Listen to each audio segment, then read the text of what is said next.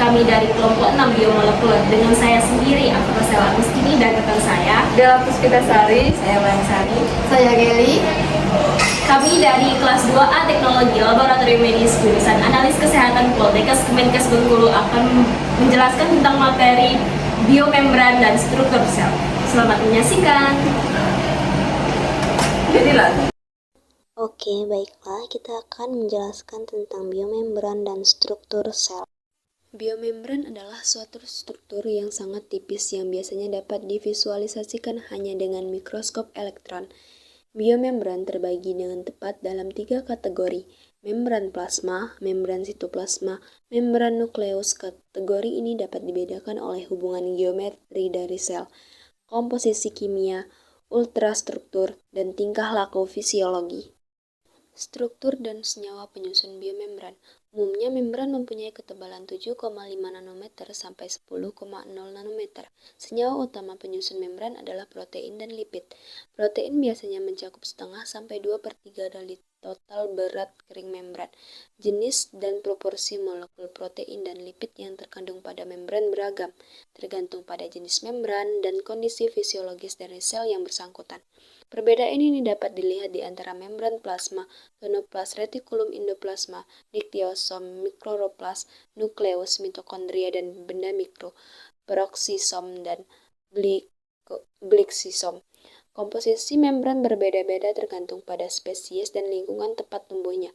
Jenis lipid yang umum dijumpai adalah fosfolipid, glikolipid, dan sterol.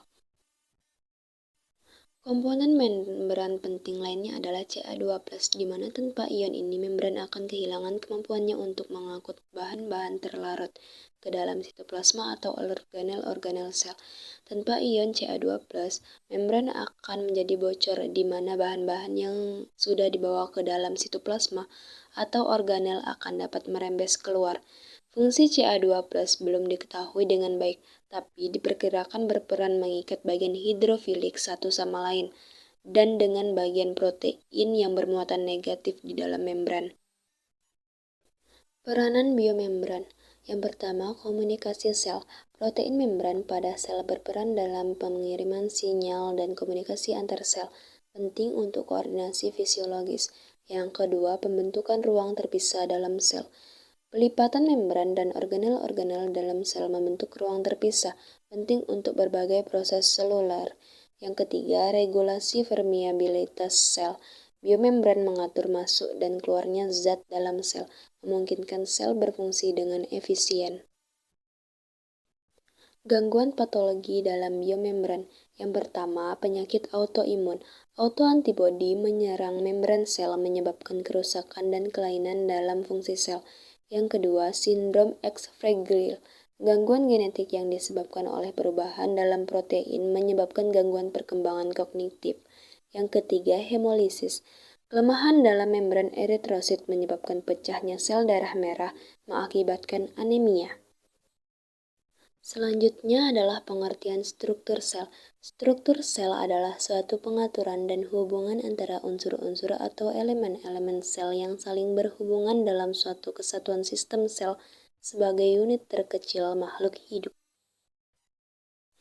Struktur sel. Yang pertama, dinding sel. Dinding sel dimiliki oleh tumbuhan dan tidak dimiliki oleh hewan. Dinding sel memiliki ketebalan yang berbeda sesuai dengan umur dan tipe sel.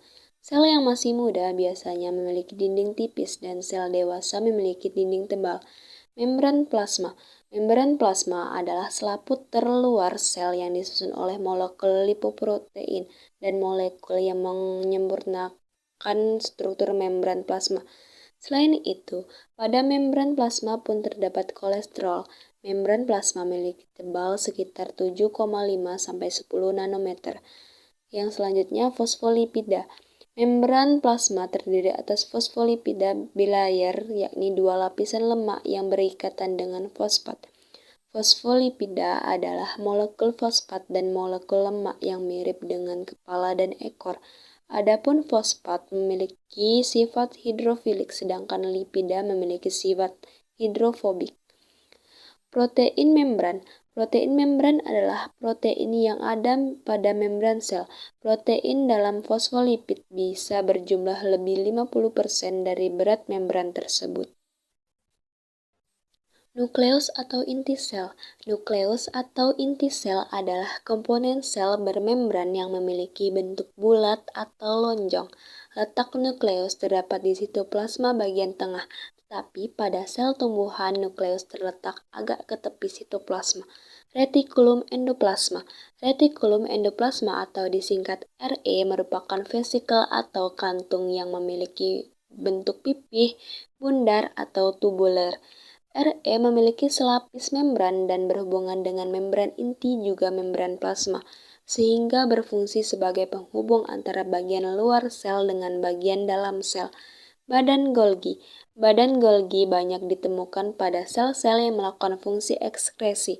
Badan Golgi pada sel tumbuhan disebut juga sebagai diktiosom. Struktur badan Golgi memiliki dua permukaan, yakni permukaan luar berbentuk cembung dan permukaan dalam berbentuk cekung. Lisosom. Lisosom merupakan salah satu organel sel yang berbentuk kantong atau bola dengan diselubungi oleh selaput. Isi dari lisosom adalah enzim hidrolitik, yakni glukosidase, fosfolipase, protease, nuklease, lipase, dan fosfatase. Mitokondria. Mitokondria adalah organel sel tempat berlangsungnya respirasi sel pada makhluk hidup. Bentuk dan jumlah mitokondria di dalam sel dapat berbeda tergantung tipe atau aktivitas sel. Mitokondria banyak terdapat pada sel yang memiliki aktivitas metabolisme yang tinggi. Ribosom.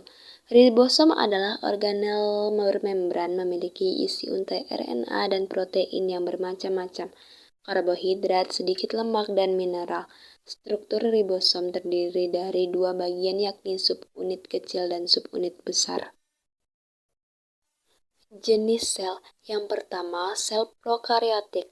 Struktur utama dalam sel prokaryotik adalah dinding sel, membran plasma sel, ribosom, dan nukleoid.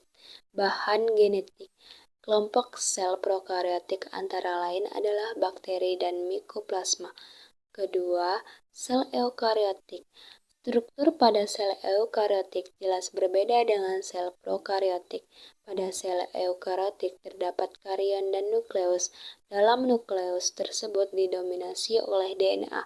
Contoh organisme yang berselnya eukaryotik adalah tumbuhan dan hewan. Sekian penjelasan dari kami akhiri. Wassalamualaikum warahmatullahi wabarakatuh.